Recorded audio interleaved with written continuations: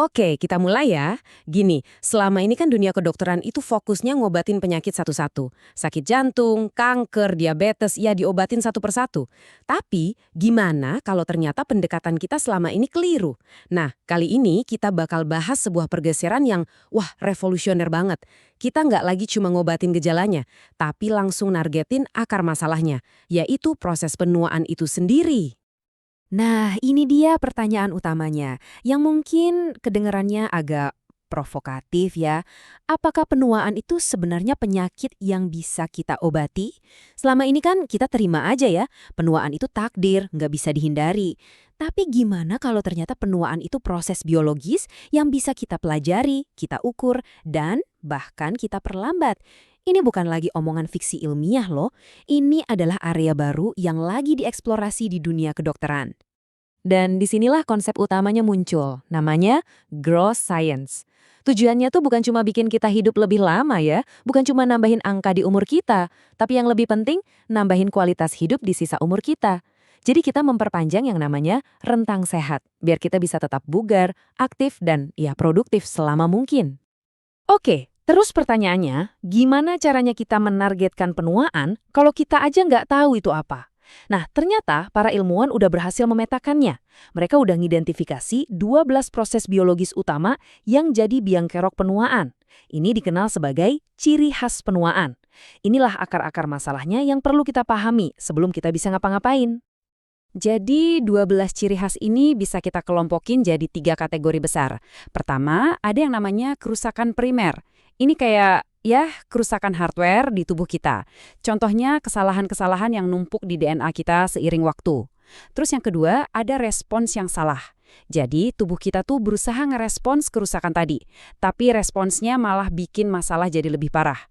Contoh paling terkenalnya itu sel zombie yang nggak mau mati dan malah bikin peradangan di mana-mana. Dan terakhir, ya konsekuensi fungsional. Ini hasil akhirnya. Akibat dari semua kerusakan itu, misalnya sel puncak kita jadi capek dan nggak bisa lagi ngebenerin jaringan yang rusak. Nah, ada analogi yang bagus banget buat gambarin ini. Coba deh bayangin tubuh kita ini sebuah rumah dan ada 12 keran yang bocor. Selama ini, ngobatin satu penyakit, misalnya penyakit jantung, itu ibaratnya kita cuma ngepel lantai di bawah satu keran yang bocor. Kita cuekin 11 keran lainnya yang masih netes terus dan pasti bakal bikin masalah baru. Nah, pendekatan Geroscience ini tujuannya adalah buat ngebenerin ke-12 keran yang bocor itu sekaligus. Oke, jadi kita udah tahu apa masalahnya, ya kan? Ke-12 keran bocor tadi. Sekarang kita masuk ke bagian yang paling seru. Gimana cara ngebenerinnya? Kita bakal bahas tuas-tuas apa aja yang bisa kita tarik buat ngendaliin ciri khas penuaan ini. Kita mulai dari yang paling dahsyat efeknya. Dari semua hal yang bisa kita lakuin, dari diet, suplemen, macam-macam deh. Ternyata ada satu metrik yang paling kuat prediksinya soal umur panjang. Namanya VO2 max. Simpelnya, ini adalah kemampuan maksimal tubuh kita buat pakai oksigen pas lagi olahraga berat. Kenapa ini penting? Karena VO2 max ini bukan cuma soal seberapa fit kita, tapi ini adalah cerminan langsung dari seberapa sehat dan efisien pabrik energi sel kita, yaitu mitokondria, dan juga kesehatan jantung kita. Dan perbedaannya itu benar-benar signifikan loh. Coba lihat deh, orang dengan VO2 max rendah punya resiko kematian yang jauh lebih tinggi dibanding mereka yang VO2 max-nya tinggi.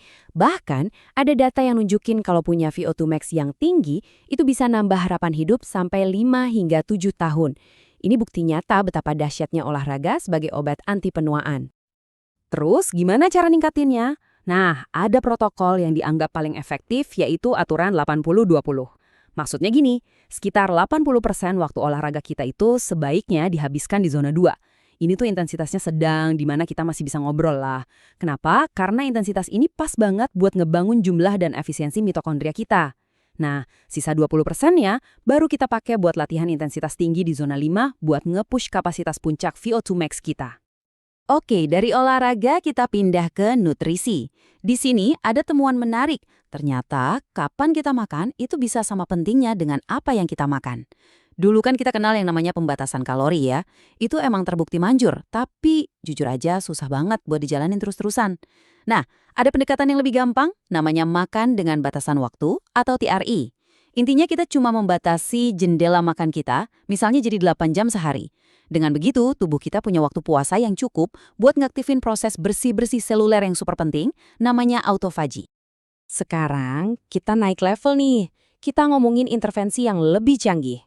Senyawa-senyawa yang emang dirancang khusus buat targeting jalur penuaan. Ini beberapa jagoan utamanya. Ada rapamycin, ini kayak tombol reset buat daur ulang sel. Terus ada prekursor NAD+, ini ibaratnya bensin buat pabrik energi sel kita. Lalu ada senolytik, ini keren banget. Dia kayak sniper yang khusus nembakin sel-sel zombie yang bikin peradangan. Dan terakhir, ada metformin yang tugasnya bantu ngatur metabolisme tubuh. Tapi pertanyaannya, apa kita bisa pakai semuanya langsung barengan? Nah, ternyata wawasan terbaru bilang, jangan. Itu justru bisa jadi bumerang. Kenapa? Gini, sel-sel yang tua itu ibaratnya lagi low bat, energinya rendah. Sementara semua proses perbaikan ini butuh energi yang gede banget. Jadi protokol yang berurutan kayak gini jauh lebih masuk akal. Pertama, di fase fondasi, kita cas dulu energinya pakai NAD+. Udah keisi, baru kita masuk fase pembersihan. Kita pakai energi itu buat ngaktifin daur ulang sel dengan rapamycin. Nah, kalau sistemnya udah siap, baru deh di fase terakhir, fase eliminasi. Kita sapu bersih sel-sel zombie pakai senolytik. Logis kan? Nah, pertanyaan paling penting dari semua ini, gimana kita tahu semua usaha kita ini ada hasilnya atau enggak? Ini ngebawa kita ke bagian yang super krusial, pengukuran. Karena ya kita nggak bisa ngatur sesuatu yang nggak bisa kita ukur. Kita semua tahu kan usia kronologis kita, ya jumlah lilin di kue ulang tahun kita. Gampang. Tapi yang sebenarnya jauh lebih penting itu adalah usia biologis kita, yaitu umur asli dari sel-sel dan jaringan tubuh kita. Dan ini kuncinya, beda sama usia kronologis yang nambah terus, usia biologis itu dinamis, bisa kita pengaruhi. Umur di KTP boleh 40, tapi umur biologis kita bisa aja 35, atau sebaliknya bisa 45. Nah, buat ngukur usia biologis ini, kita pakai yang namanya jam epigenetik. Ini tes yang lihat pola kimia di DNA kita. Dan teknologinya ini berkembang pesat banget loh. Jam generasi pertama itu cuma bisa nebak usia kronologis kita. Ya, lumayan lah. Generasi kedua jadi lebih canggih, bisa memprediksi risiko kesehatan dan kematian. Dan sekarang, generasi ketiga bisa melakukan sesuatu yang benar-benar luar biasa. Jam generasi ketiga ini, contohnya Dundin Pace, ini pada dasarnya adalah speedometer penuaan. Keren ya? Dia nggak cuma ngasih tahu berapa usia biologis kita, tapi seberapa cepat kita menua. Saat ini juga, detik ini juga. Ini alat yang powerful banget karena dia sensitif banget sama perubahan gaya hidup jangka pendek. Jadi kita bisa langsung lihat efek dari intervensi yang kita lakuin secara real time. Selain jam epigenetik yang canggih itu, tes darah sederhana juga bisa ngasih kita semacam dashboard kesehatan yang berguna banget. Ada 3 penanda ini yang penting banget buat dipantau. Pertama, ApoB. Ini cara terbaik buat ngukur risiko penyakit jantung. Terus ada HSCRP, ini buat ngukur peradangan di seluruh tubuh, atau yang sering disebut inflammaging.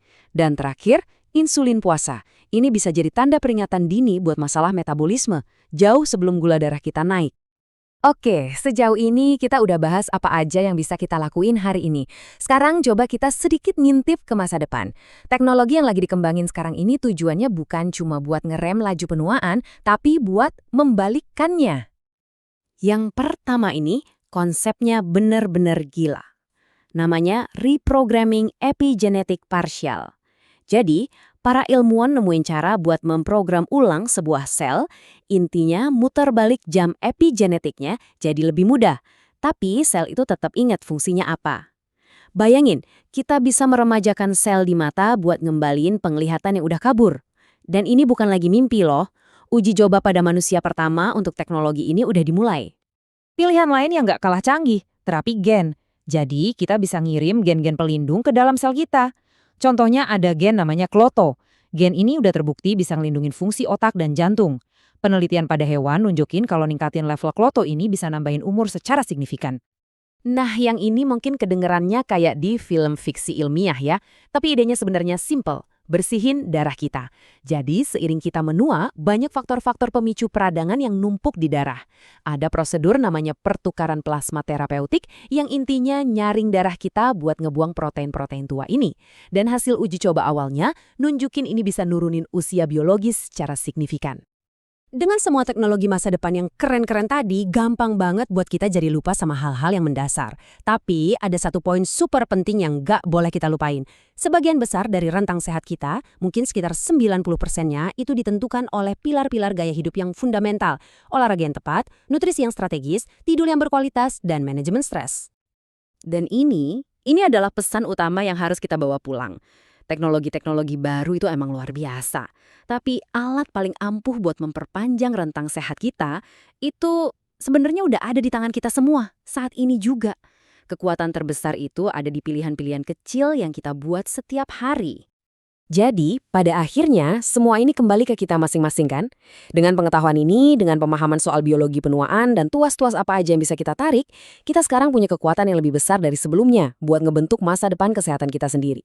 Pertanyaannya, pilihan apa yang akan Anda buat? Mulai hari ini?